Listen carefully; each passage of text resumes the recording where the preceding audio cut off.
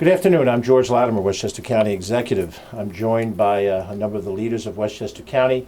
Our Deputy County Executive Ken Jenkins joins me here today. A number of our commissioners. You'll be hearing from Dr. Charlita Amler, who's our Commissioner of Public Health. We also have John Cullen, our Commissioner of Emergency Services. We have Tom Gleason, who's our Commissioner, Sheriff of Public Safety, County Police, and the Mayor of New Rochelle, Noam Bramson, is with us, and we thank the Mayor for being with us here. In addition, we're joined by the leaders of the Westchester County Board of Legislators. The Vice Chair, Alfreda Williams, is here. The Majority Leader, Mary Jane Shimsky, is here. The Majority Whip, Chris Johnson, has joined us. And we have members Damon Marr, Catherine Borgia, Nancy Barr, Ruth Walter, and if I missed any other, do forgive, Kitley Koval and Vedat Gashi.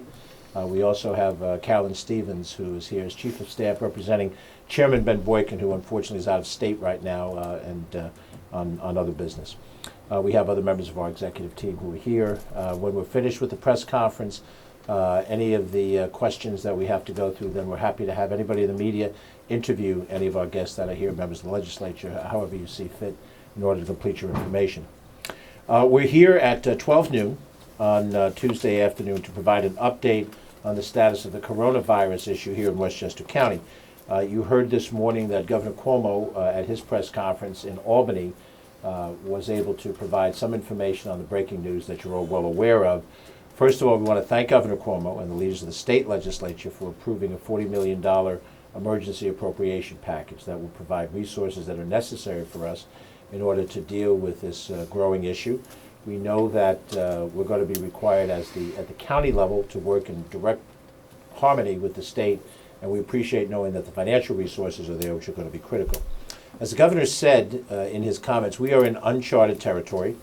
We know that this virus, which now has appeared to move based on issues that don't involve particular travel to a country, community spread now seems to be at hand, in which case we have a major task of detective work to find out in what place individuals were exposed to this, and over what period of time, the 14-day incubation period, we have to work with in order to determine how many other people may have been exposed. The governor said today, and it's worth repeating, that 80% of the people that are exposed to this virus do not suffer symptoms, nor are they taken ill.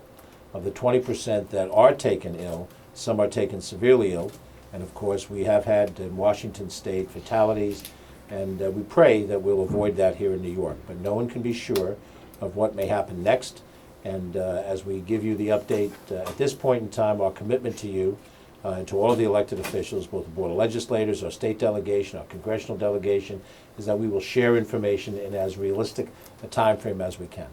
It's very important for us to be precise about the things that we can share and not share. There are federal HIPAA laws that do provide a certain amount of privacy to individuals in healthcare situations. And we want to make sure that we're realistic in communicating with you, but not creating a climate of panic and fear. As I said 2 weeks ago when we had our first discussion about this, the only thing that spreads faster than the virus itself is misinformation and the fear that goes with misinformation. County government and the County Health Department, when you hear from Dr. Amler in a few minutes, has certain direct responsibilities, and the Board of Health as well. In fact, last year the Board of Legislators passed and I signed into law providing additional authority and power to the Board of Health and to the Commissioner to act in some of these key areas so that the professionals who are best able to address these issues are empowered to do that.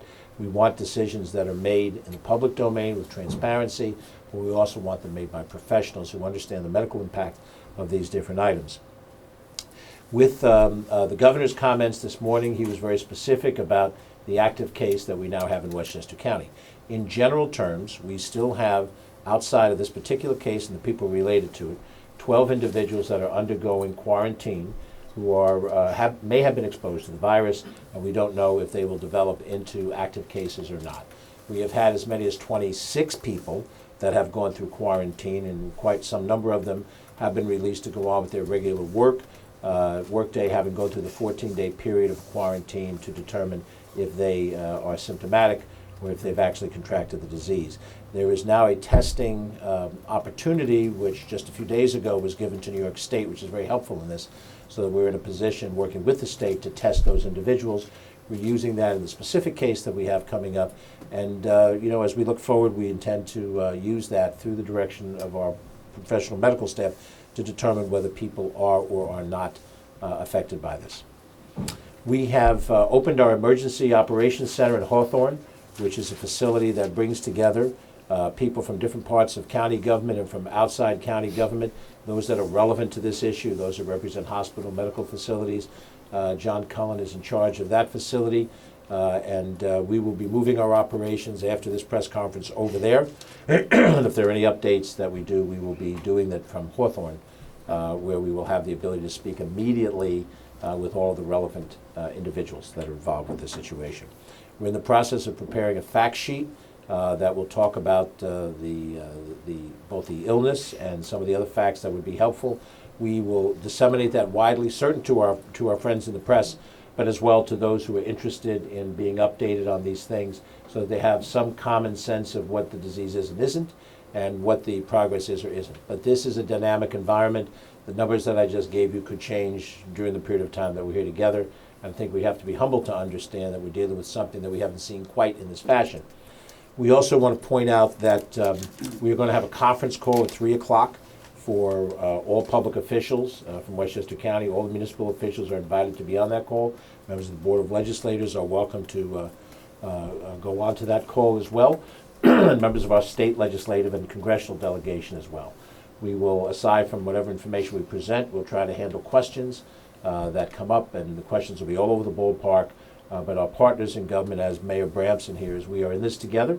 We have authority as a county government through the public health responsibilities from the state, but we will try very hard not to make unilateral decisions, but to make decisions that are reasonable and in concert with local government and local government needs.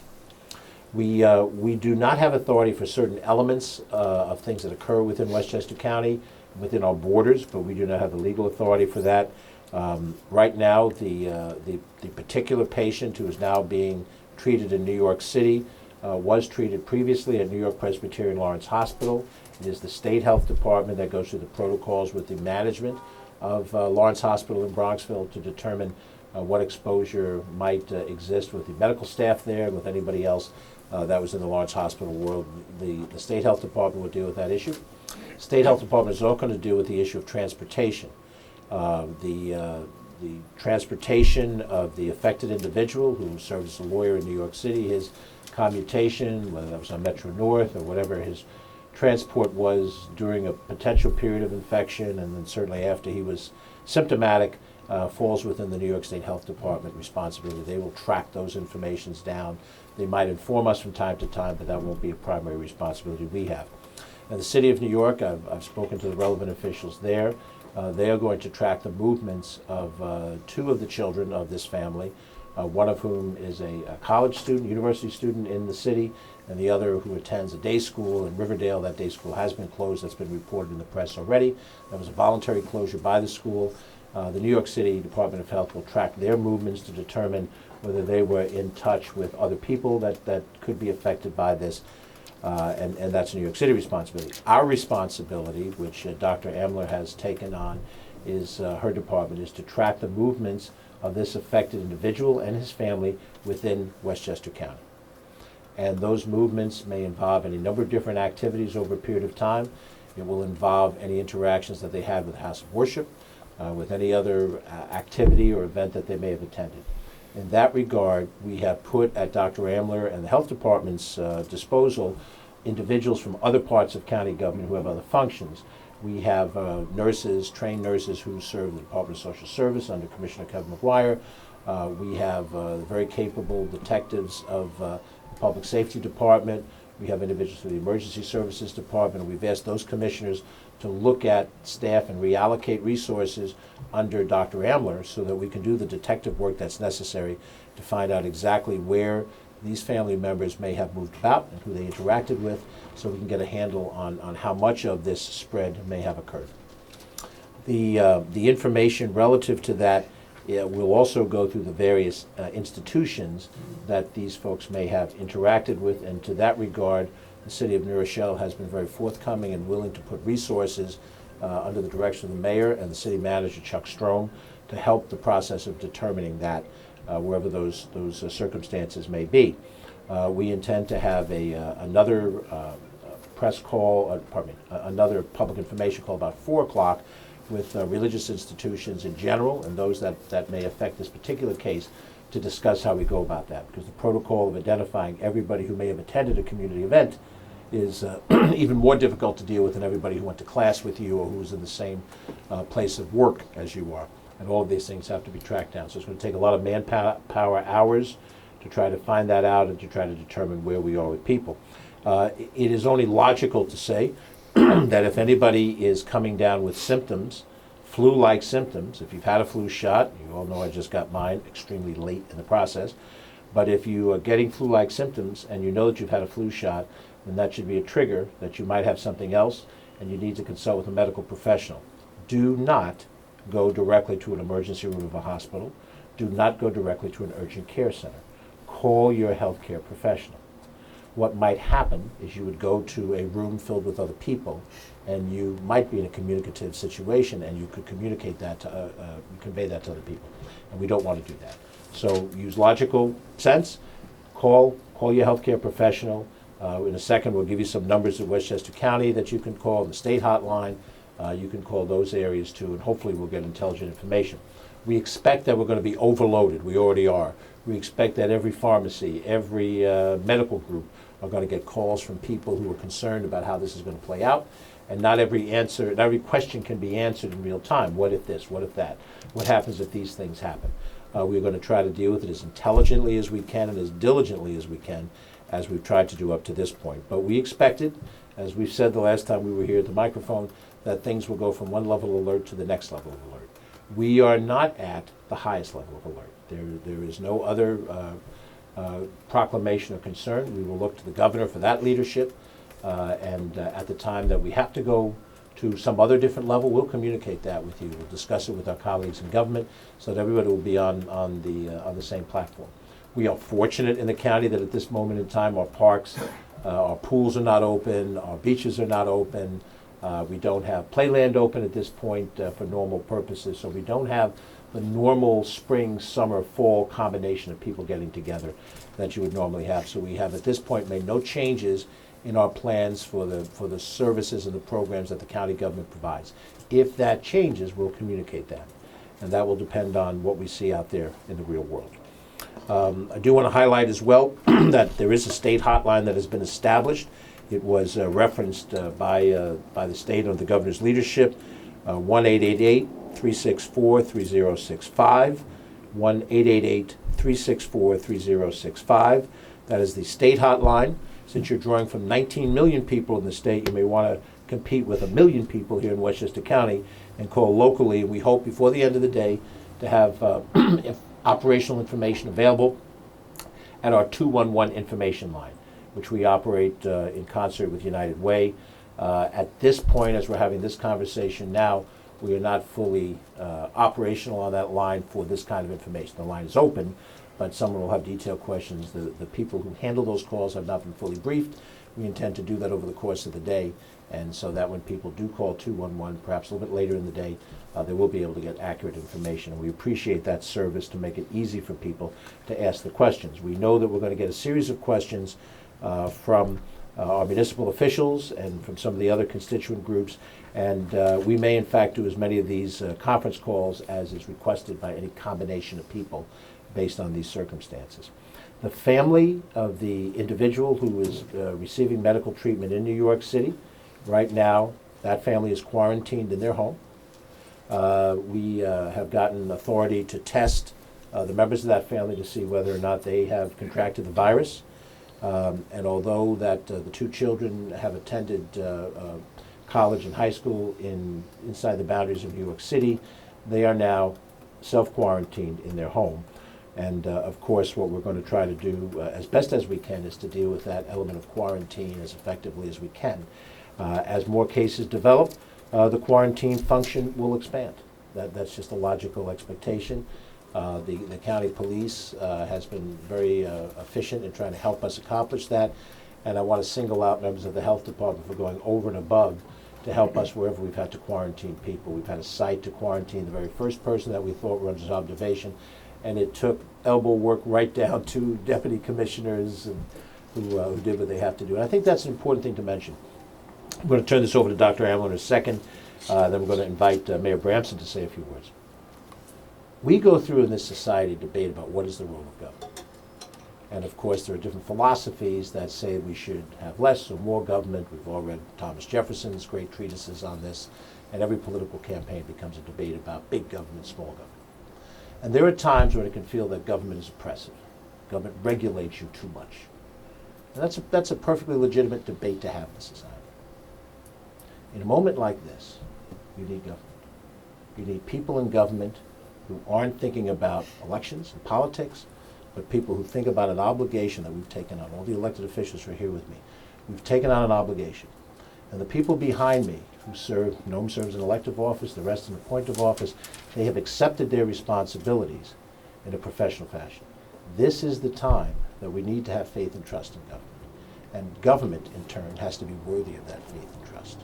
That we are professionals, that we have professional police, professional emergency services, professional healthcare individuals, so that individuals who might not have every question answered the way they would like to have it answered, at least understand that the state government, under the direction of the governor, our county government, our partnership with local governments, are doing its very best to deal with a situation that is evolving as we speak, is problematic, without clear answers. Those of you in the media have a style and a strategy of how you communicate with your people. We obviously understand, what is important for you in attracting people to follow your particular meeting. And we just ask you to help us in a moment of crisis, where something is more important than just the headline, as it is not something is more important than the next election. We have to show that this is what self-governance is, that reasonable people can make intelligent decisions. We can talk to each other across whatever ideological lines we have, and we will make prudent decisions to protect the public's safety. And with that, I'm going to ask Dr. Amler to tell us a little bit more about where we are medically and scientifically with this issue. Dr. Charlita Amler. Good afternoon. So at about 1 o'clock this morning, I was notified that we had a positive case of coronavirus in Westchester County. And so what does this mean to the county, and what does this mean to the health department, and what is your health department doing for you? So as soon as we're notified, our role is to start investigating, to start interviewing every person that we can who might have information about how this person might have contracted this infection and who they might have spread it to. And so that's what we're trying to do right now. We're trying to just do this investigative phase to learn who might have been impacted and where could this have come from? Because right now, I don't have that information. So I have staff working on this, and over the course of today and over the next few days, we will be identifying individuals of concern that we will be reaching out to. Some of these people might require testing, some of them might not. We will be talking to people in regards to their health. Have they been ill? When were they around the person who is now positive? And under what circumstances. So what you can expect from us is just that we are going to continue to investigate, and certainly we will be trying to release that information to the degree that we can, and keep the public as informed as possible in regards to what they should do. But some things have not changed as a result of this recent case, and that is that we all have a responsibility to take care of ourselves. So as we've talked about before, people need to be cognizant of how they can protect their own health, because there could be cases out there that I don't know about just yet. And so how do you protect yourself? Well, we've been through this before, but it bears repeating again. Hand washing is the number one thing that I can tell you. It is the most important thing that you and your family can do at the moment to protect yourself. If you cannot wash your hands frequently when you're out and about, hand sanitizers like this one right here are great. It's just a cap, it sprays. There's a spray in here, you spray it on your hands. You want to make sure that you get between the fingers and the back of the hands. We've talked about this many times, but this is really, really important. So I really need people to pay attention to that. If you are sick, if you have a cough and a respiratory illness, and maybe if you've had a travel history or you think you might have been exposed, then certainly you want to isolate yourself and you want to call your healthcare provider, whoever that is. And as the county executive said, the best thing is please do not just show up at a facility and say, I think I might have coronavirus, because they need to be prepared to receive you.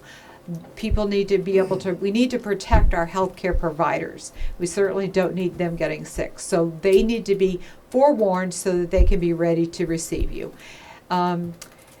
Individuals who have been exposed potentially, we will be quarantining them. We will be placing them under 14 days of observation to ensure that they do not become ill. And if they do, they will be properly tested. And if required, they would be provided, medical care. So I think the basic things that we've talked about all before, I've asked everyone, please get your flu shot. County executive was a great example of doing that. He did that because. Great example of not doing it. Well, he did it when he was asked, and when the cards were down, he did it. So I'm really asking people, please do, if you haven't got your flu shot yet, please do get that, because that can take those symptoms off. So when you call me and you say, I have a cough, I have a cold, could I have coronavirus, I have a fever, my first question is going to be, did you have a flu shot? And have you been tested for influenza? Because maybe that is still the most likely thing that you might have. So I guess, that we will be coming back to update you more as I have more information. And like I said, I've only known about this since 1 o'clock this morning. So we're gathering information, and we certainly will be sharing that information as we know more. So thank you. I mentioned before about our partners in government. Mayor Noam Bramson is the chief executive of the city of New Rochelle, which is the second largest city in Westchester County. And this is the home community of the individual that has the active case. I think it's important to understand that these cases can come from anywhere. It's a matter of chance by which a particular community may have an active case. And I think we have to be prepared that there will be other active cases, and they may find themselves in different corners of the county. They may not be connected directly to travel to China, South Korea, Iran, or Italy, the countries that have been identified. And that puts more burden on local governments, the police force of the local governments, any of the responsive services, emergency services that happen. So I was in contact this morning. Ken Jenkins was in contact with the mayor very early once we understood what we were dealing with. He and his team have been very responsive. He spent the morning with us here, and we expect to be coordinating on this particular issue in the days to come. But again, Mayor Bramson, we thank you for your partnership, and we'd like you to share your thoughts. Well, first I want to thank the county executive and Dr. Amler for their outstanding leadership and for their coordination throughout. It's very reassuring to me as a municipal official to know that we have such strong and effective partners in government. They were so comprehensive that it permits me to be very brief. First and foremost, I know that I speak for every resident of New Rochelle, particularly members of a close-knit faith community, when I say that our thoughts and prayers are with one of our neighbors who is ill. And we are thinking also, of course, of his family and friends and wishing them well. This is a moment when I think all of us in government need to be able to speak with clarity and consistency.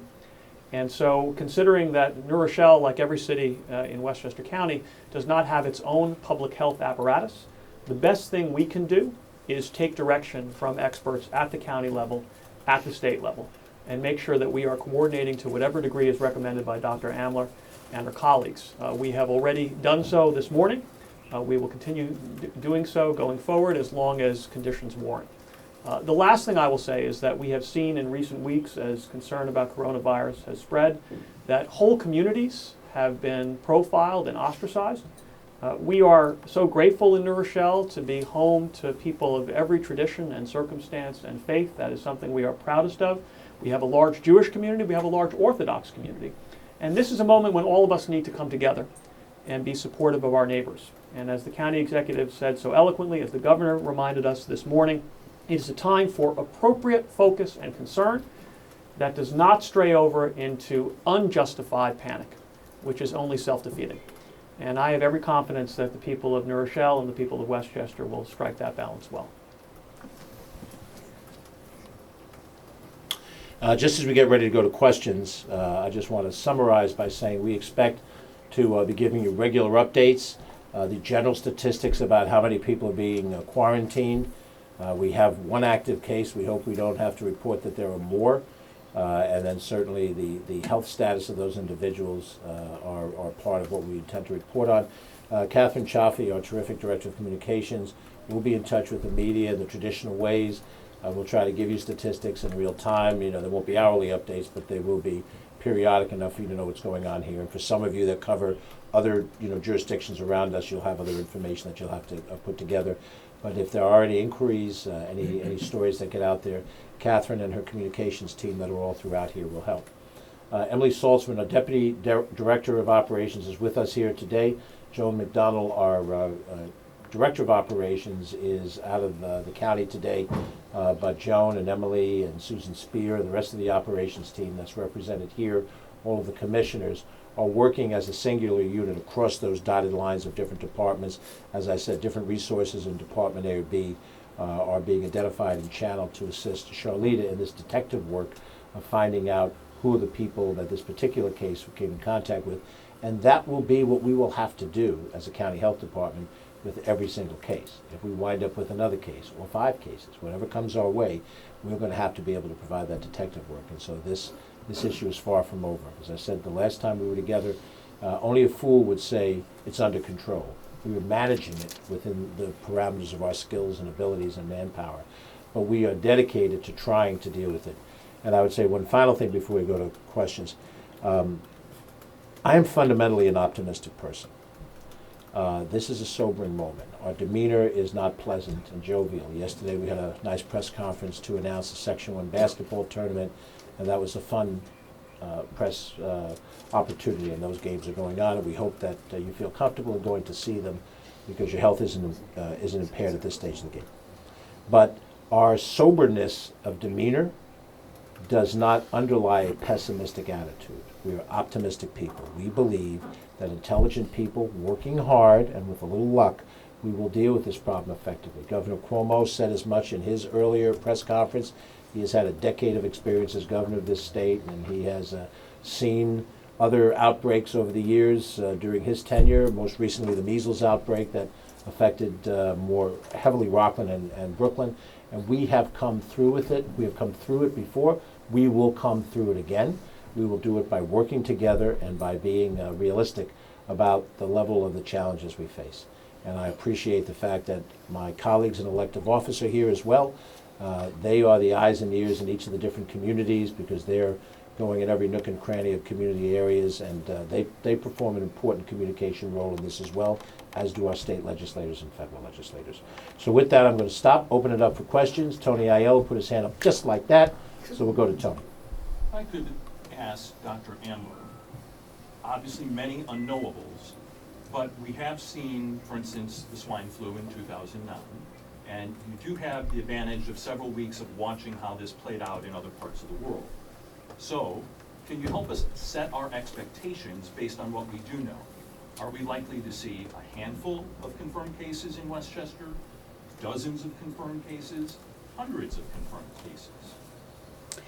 Well, right now it's a little early for me to say because I don't know how many people this individual potentially exposed to the infection. And so hopefully over the next few days I'll have more information about that. But I would say in general, we are seeing cases across the country. So, I do anticipate that we could see more cases. But it would just be, I think, irresponsible of me to try to give you numbers that I have nothing to base facts on. And you referenced further contagion based on this one man, but it's entirely possible that other people who had no contact with this man could come down with the coronavirus as well, correct? Well, I mean, I'm sure you've been watching and you know what's going on in the rest of the world. So, there have been major number of cases in Iran, South Korea, Italy, Japan. So certainly we have residents who travel to these locations and return. So I think that we constantly have to be vigilant. And Tony, I think it's a fair expectation that the number of cases will grow. Westchester County is adjacent to New York City. In round numbers, 200,000 of our residents in a county of 1 million people, we hope, census will prove that, 200,000 people so commute every day out of this county to work.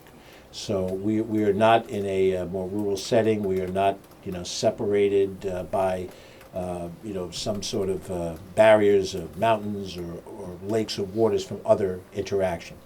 We have international corporations that are based here. They do international business all over the world, and individuals that don't work for those corporations but meet with those corporations travel in and out of not just the world but across the country. And we're seeing an outbreak in Washington State, and we don't know where else this will apply. I think we have to assume that this contagion will grow.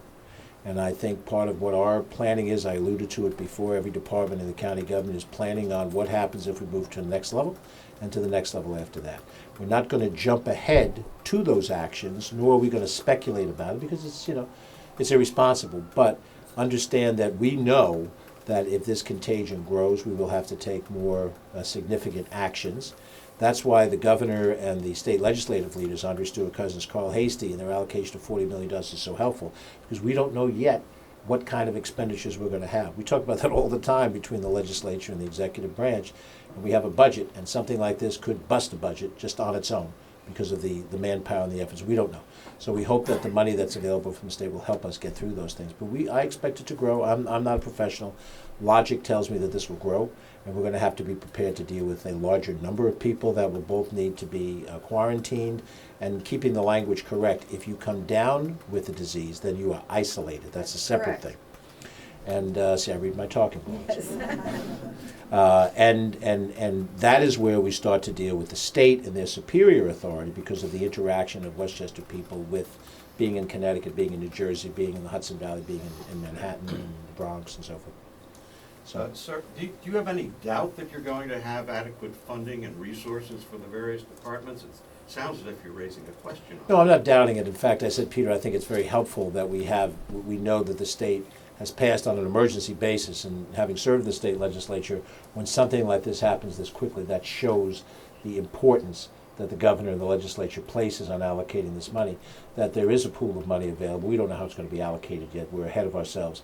But we're going to have to make decisions that, frankly, are not tied to spending a dime or a quarter.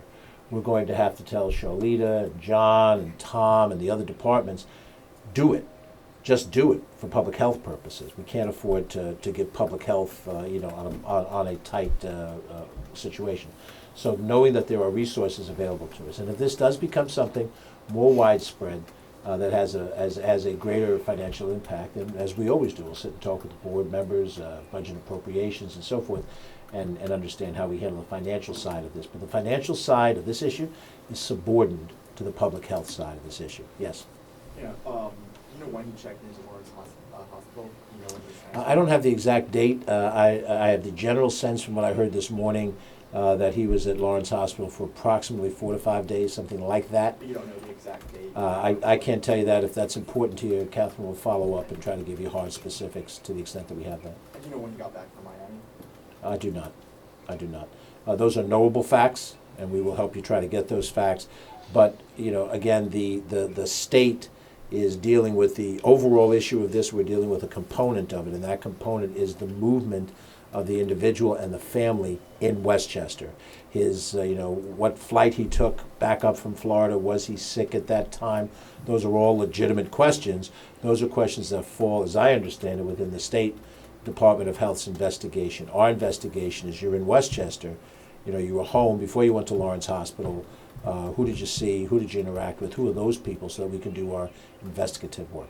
Have you had people calling you that might have been, I know obviously you have to be patient, but have you had people calling you? Well, there have been people who have called already with certain information, but we also want to sort it through. And as I said earlier, there are HIPAA laws that make it very difficult for you to just freely exchange information about people's health status. The important thing, and I think Charlita mentioned it, is that if an individual hasn't called and believes that they may have been infected, whether they had interaction with this individual or live in an area or something like that, or any place else in the county. I don't want to overly focus on this one case, because Tony asked the question, will there be more cases? And I believe there will be more cases. Mathematics tells me that. So anybody that feels that they may have been exposed to this ought to be immediately on the phone to their healthcare professional first and say, you know, their family doctor, the person that they know, I'm coming down with this, I don't know why I have this, I took a flu shot, or I'm not usually prone to this, and then that will help us determine if we're looking at the front end of case 2, 3, 4, and 5. Yes? The governor said travel to Miami. Do we know the method? Did he fly? Did he drive? Do we know? I don't know, do we know that These information? are all the things that, you know, that we have, these are all the things that we have to be finding now, since we cannot speak directly to the individual. You know, we have to find it through other means. So we're trying to identify all the information that, answer all the questions that we have, and I don't have those answers at this time. And as I just, Go ahead. Follow Dr. Can a person be contagious without showing symptoms? That is something that we are still trying to identify and understand. And so the answer is no one knows that right at this moment. Thank you.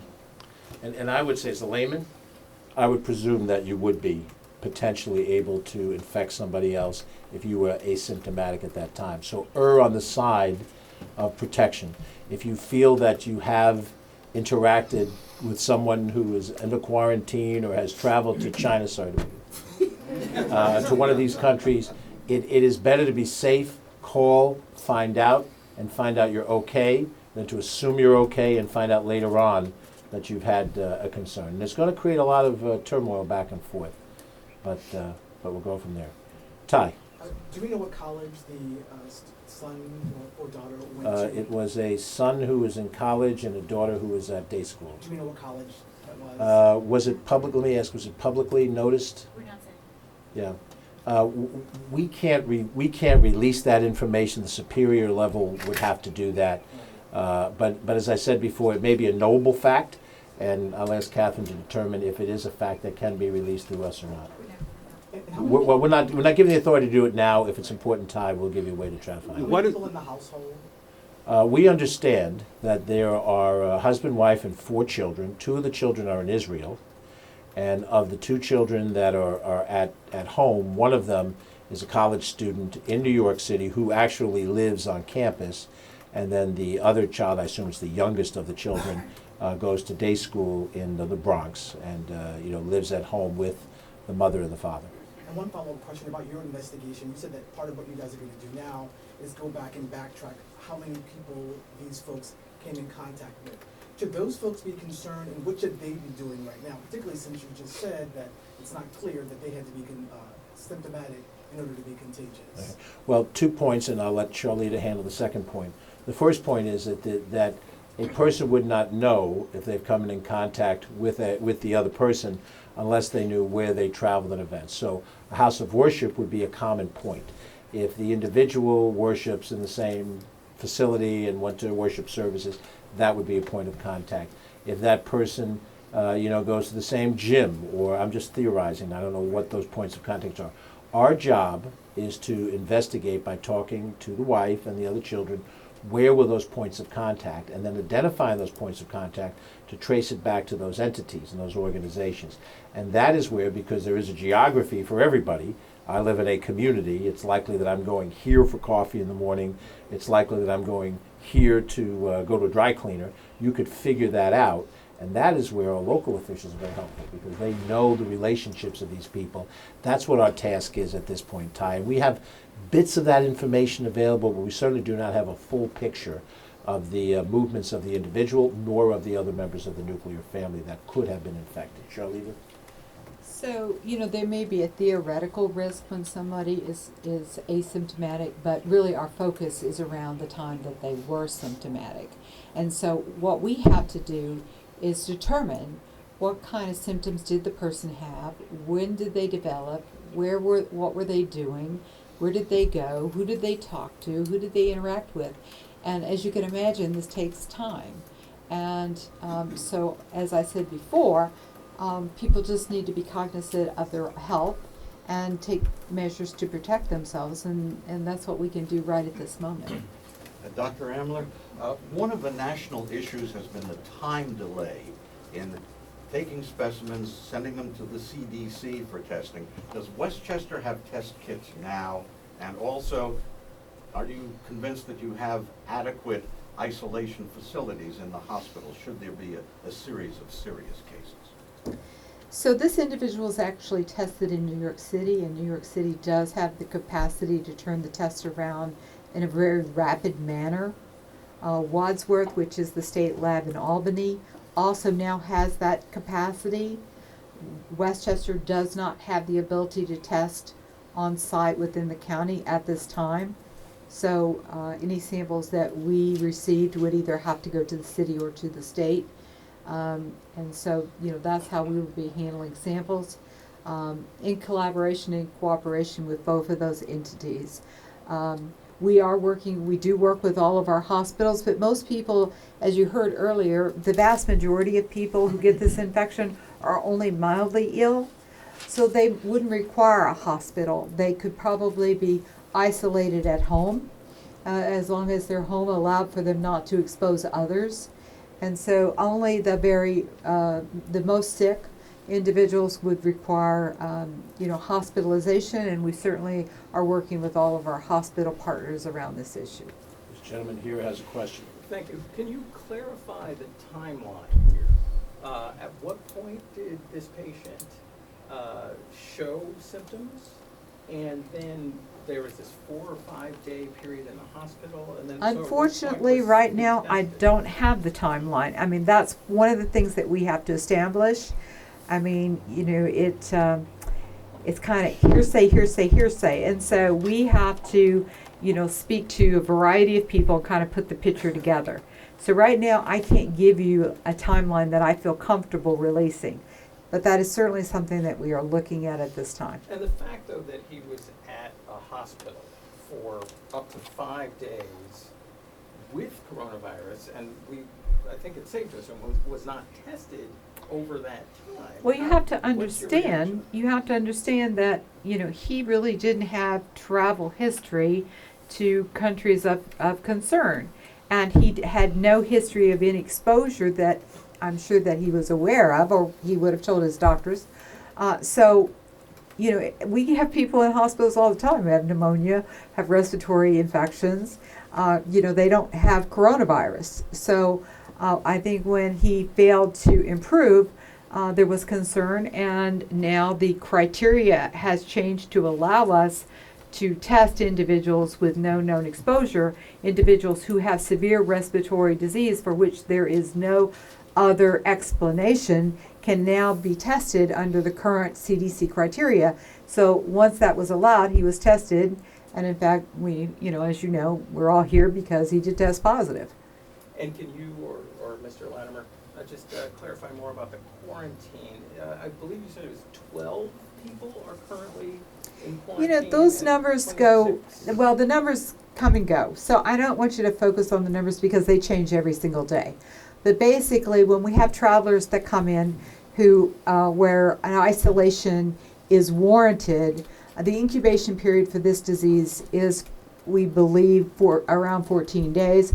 So they would be asked to either ask or mandated, depending on the situation and how high their level of suspect is. They would be asked to remain, isolated.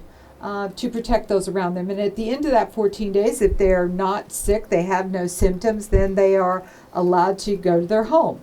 So people, are at various points, the group we have are not all going to end their quarantine at the same day. We have people coming on to isolation and quarantine. We have people going off isolation and quarantine, and the numbers just vary greatly every day. Have you had any people that have refused to be quarantined?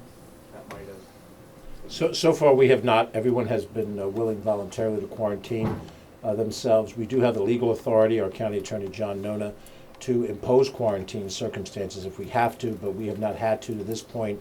And I don't know what the aggregate numbers of all the people that have been through quarantine. I know at one peak we had as many as 26. As Dr. Amler says, it comes and goes as you hit the 14-day mark and a person is asymptomatic and then they go off the quarantine.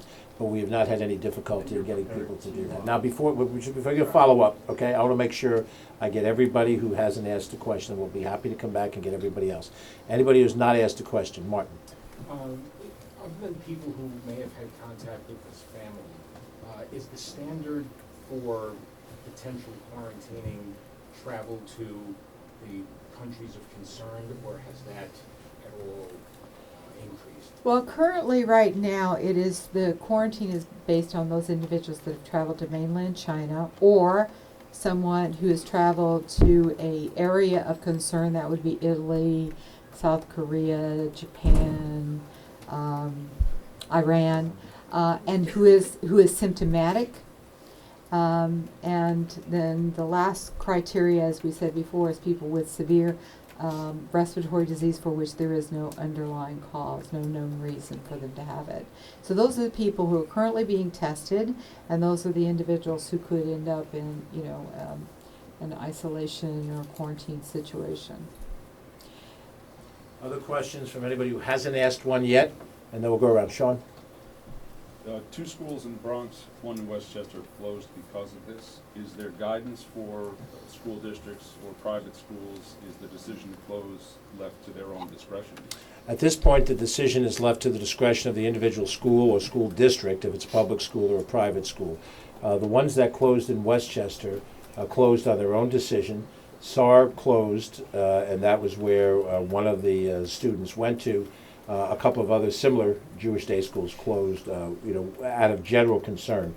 The decisions are in the hands at this moment in time of each local school district, unless they're overridden by the state health department. The county does not have the authority to direct a school district what to do. It's the crazy system we live under of respective overlapping authorities. If the state determines that all schools need to close, then they can make that decision and impose it on us. Unless we get to some other higher level of declared emergency, Sean. We're not at that point yet, so individual school districts are making individual decisions. I assume that will be directed by other cases that may manifest itself. And if we have other active cases and it involves either students themselves or relatives of students in the nuclear family, then those things might start to happen. I'll come back to you two guys, just to make sure I get everybody else. Anybody else? Peter, I'll come back to you also in a second. I just want to make sure everybody gets a clear shot. Okay, we'll go Tony, and then we'll go that way.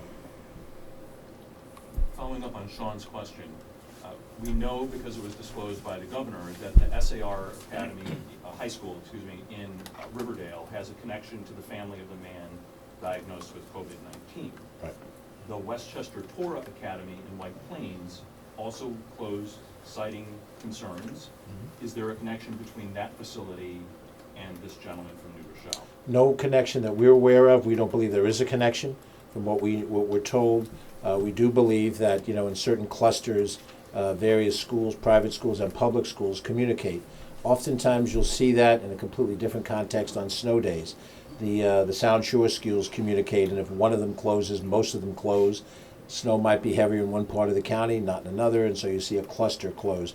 I think that's probably what triggered the voluntary closings in the other schools, because there was no other direct contact that we're aware of. As we do the investigative work, maybe there's a connection, but it would be speculative at this stage of the game. And if I could ask Mayor Bramson, I know it's early days in this situation, but based on what you're hearing from our community, could you characterize how people in New Rochelle are handling this news? Well, I think people are understandably concerned, as anyone would be concerned, particularly friends, colleagues, members of the same community of faith. But at the same time, I think folks are cognizant of the very good advice and measured advice that has been coming from public health professionals, from the governor, from the county executive, from Dr. Amler, looking for additional guidance that they recognize will be ongoing as additional facts are discovered. I've spoken with leaders in the community this morning. I know Dr. Amler has as well. And we're going to continue staying in contact so that we make sure that everyone is armed with the information they need in order to make the best decisions for themselves, for their families, and for their neighbors. And if I may put a plug in for Mayor Bramson, he's going to be giving a State of the City address on Thursday. And not on this point. Let's not joke about it. And I'm sure he'll talk about a lot of other good things that are the stories of New Rochelle. Yes. Have county officials been in touch with the command synagogue With, I'm sorry? The man synagogues that you attended? Yes, yeah, we've had dialogue to reach out to the community, and not only that particular religious institution, but others within that field who will be part of a conference call that we have coming up a little later in the day to share information amongst a group of those entities, in case there is overlap between them. Okay, Peter. In view of actually having a case diagnosed, have you taken another look at Westchester County Airport, the flights from overseas that come in there, and even domestic travel? And would you be doing anything different? Well, the overseas flights that came from any of those identified countries have to be channeled through JFK or Newark in this region. I believe that's still in force. Westchester County does not, the size and scope of the airport, subject of another press conference, does not really allow for any significant international flight. You might have a Canadian flight, or on the private side of the airport, a private jet flight. But even the private jets are under instructions, if they're bringing passengers from any of those countries, not to land in Westchester County, but to land at JFK to go through the appropriate protocol. We believe that's being followed. Now, if we do go to some higher level of alert and we start to curtail certain types of things, certainly the airport, along with our parks and recreational facilities and some of the other areas where the public interact with the county government, will be subject to whatever circumstances we make. There, our decisions are not made unilaterally; they're made in the context of the FAA, and there may be federal decisions, about air traffic that come at some higher level of concern. But we haven't reached that point; we're not even close to that point yet. So I think at this point, we feel, as everybody does, that the basic intercept coming from foreign countries, is adequate. If we see this become more domestically driven, and we see cases all across the United States where you can drive, you don't have to get on an airplane, then we're going to have to reevaluate exactly what we have to do. But Westchester's not on an island. We're going to be doing things in concert with other counties around us in New York State, and certainly New York State is interacting with neighboring states to try to determine what's the best strategy. All of that is happening amongst professionals, and those of us who are in the general government management business, once we're briefed, if we need to make decisions or make them in concert, as we've tried to do with healthcare professionals, then we'll let you know that we're moving to another level of concern or scrutiny. We'll go back to Ty and then Lawrence Hospital, so he was staying there for 4 or 5 days. Roughly, yes. What is the protocol for those health professionals that would come in contact with them? Well, New York State Health Department has interacted immediately with the team at New York Presbyterian Lawrence Hospital. They are going through that protocol. We believe that a couple of the medical professionals have been quarantined, but the details of that are not coming across our radar screen. That's the New York State Health Department. As you understand, the state charters hospitals and nursing homes and so forth. They have the regulatory authority, not us.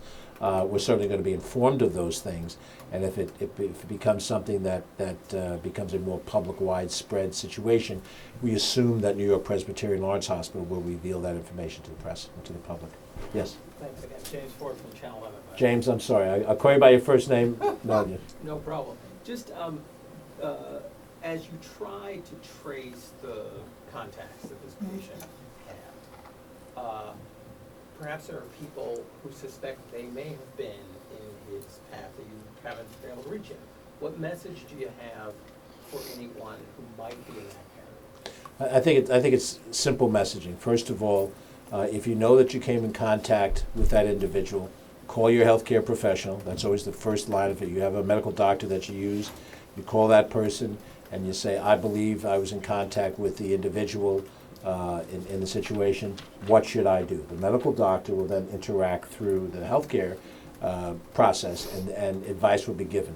They might tell the individual to report to a very specific place where we have a secure area where you can come in and be tested and checked out in that fashion. So, well, if they're symptomatic, but to know that they may have had contact is important for us to know, because that's the purpose of us checking to see, are you sick and so forth. Obviously, if you're sick, I mean, everybody says this, but it bears repeating. If you're sick, stay home. By the way, I don't always follow that. I had a bad cold for a couple of weeks in January. I came in anyway. I could muscle through it. Most of us tend to be like that until we get so sick that we actually can't go out and function. This is not the time to do that. This is the time to say, obviously I'm coming down with something. Let me not muscle through. Let me call my healthcare professional and go from there. And we think that's the most logical thing to do. But separate, if they know and they reach out to the healthcare professional, that helps us find them. In the meantime, the task that we have is to go through all of the movements of the individual and the nuclear family to find out where do they go, who might they have intercontacted with, and then to have, if it's an institution or an entity that had some function, to then reach out to people. You know, by the way, this is not an unusual thing. We've had outbreaks in this county during my tenure and before my tenure of hepatitis at a restaurant or at a catered function. What do? Who went to this function? We try to find that out.